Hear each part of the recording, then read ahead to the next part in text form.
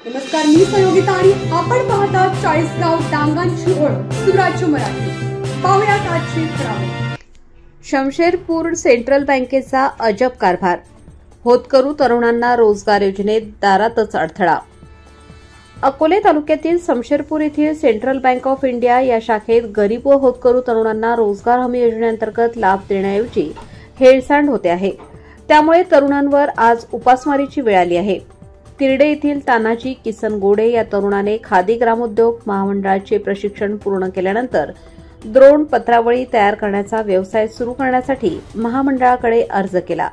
त्यानुसार महामंडळाने सर्व प्रक्रिया पूर्ण झाल्यानंतर सेंट्रल बँक ऑफ इंडिया शाखा शमशेरपूर यांच्याकडे प्रकरण पाठवण्यात आले। त्यात स्वयंरोजगारासाठी कर्जपुरवठा केला जातो व त्यात काही टक्के अनुदान योजना दिली जाते। यासाठी तानाजी गोडे या तरुणाने बँकेत अनेक चक्रा मारल्या, परंतु बँक कर्मचाऱ्यांना कोणत्याही प्रकारची माहिती किंवा कर्ज योजना दिली नाही। तिरडे ते शमशेरपूर अशा अनेक चक्रा मारल्या, त्यात कागदपत्रे पूर्ण करण्यासाठी या तरुणाने आपली मोटारसायकल विकली व शेवटी कंटाळून मिळेल त्या रोजगारासाठी स्थलांतर केले। अशी अवस्था झाली तर तरुणांना उद्योजक होण्याऐवजी कामगार म्हणून राहावे लागते।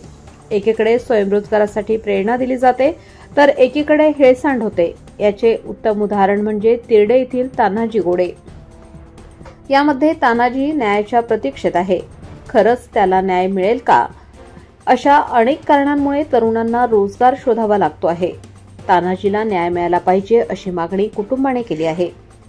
मी तानाजी किसन गोडे, मुक्काम शिवाजीनगर, पोस्ट तिरडे, तालुका अकोला, जिल्हा अहमदनगर येथील रहिवासी असून माझी आर्थिक परिस्थिती नाजूक म्हणजे गरिबीची आहे आणि ह्या माध्यमातून मी काहीतरी छोटासा व्यवसाय करावा, त्यासाठी खादी ग्रामोद्योग महामंडळाकडे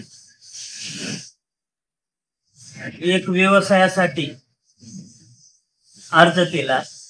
सर्व कागदपत्रांची पूर्तता केली। त्याच्यानंतर नगरला जाऊन अनुभवाचं सर्टिफिकेट वगैरे सगळं दिलं। त्याच्यानंतर माझं प्रकरण मंजूर करण्यात आलं। तिथून शमशेरपूर सेंट्रल बँक ऑफ इंडिया शाखा शमशेरपूर येथे वर्ग केले, परंतु बँक मॅनेजर बोलल्यानंतर ते बोलले करतो करतो करतो असे म्हणून मला 1 वर्ष लावला। 1 वर्षानंतर मग मी पण वैतागलो। त्याच्यानंतर 1 वर्षानंतर मी तिन्ही मुख्यमंत्री, तालुक्यातले अधिकारी सगळ्यांना पत्र दिले, पण याची कोणी दखल घेतली नाही। मग गरीब आदिवासी लोकांनी व्यवसाय करावा की नाही हे मला समजत नाही। त्याच्यानंतर आमची ग्रामपंचायत पेसा कायद्यामध्ये येईल। मग अशा या पेसामध्ये असलेल्या तरुणांना रोजगार द्यायचा नाही का, असा काही शासनाचा नियम आहे का? आणि त्याच्यानंतर बँकेने माझी पोलीस स्टेशनला तक्रार केली। त्याच्यानंतर मी पण पोलीस स्टेशनला फेर तक्रार नोंदवली आणि मग स्वतः बँक मॅनेजर घरी आले, फोटो काढले आणि नंतर माझ्याकडून लिहून घेतले की तुम्ही हे प्रकरण कॅन्सल करा, असं लिहून द्या आम्हाला। मग मी पण वैतागलेलो होतो। 1 वर्षभर चक्रा मारून म्हटलं हे काय पुढे काय करणार आहे। मी पण लिहून दिलं, पण हे जबरदस्ती माझ्याकडून लिहून घेतलं। त्याच्यानंतर मग मी बँकेत जायचं सोडून दिलं।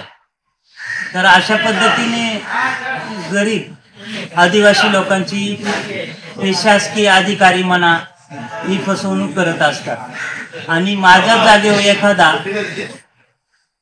पैशावाला किंवा पुढारी कार्यकर्ता असता तर त्याचे प्रकरण झाले असते। हा माझाच विषय नाही, तर आमच्या भागात पेडेवाडी, पाचपट्टा, कोकणवाडी असे प्रत्येक लोकांचे, माळुंगी अशा बऱ्याच लोकांचे, घारवाडी अशा या 10-12 लोकांचे प्रकरण बँक मॅनेजर देण्यास नकार देत आहे. कोणता व्यवसाय होता? व्यवसाय कोणत्या व्यवसायासाठी? मला तिथं द्रोण पत्रावळीसाठी व्यवसाय करायचा आहे. त्यासाठी मी कर्ज घेत होतो, पण त्यांनी सांगितलं की तुमचं सिव्हिल करा. ठीक आहे ना, तुम्ही जर मला प्रकरण दिले तर तिथून पुढे माझं सिव्हिल वाढणार आहे ना. तर ते प्रकरणच देत नाही, कर्जच देत नाही, तर सिव्हिल कसा वाढेल? आणि त्याच्यामुळं गरीब लोक अडचणीत येतात.